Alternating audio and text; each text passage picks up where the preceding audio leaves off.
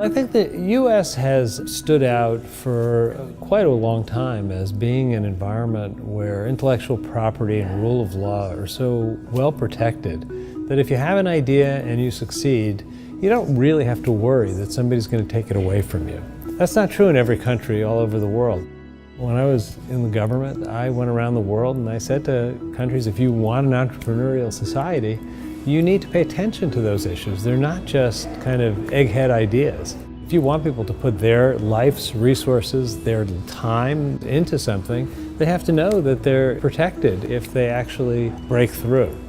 I think the consumer economy in the United States has been the strongest and most durable consumer economy in the world.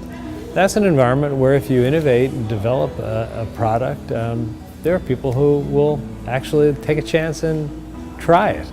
If it takes off, given the way information spreads nowadays, you can go from nothing to something very big quite quickly.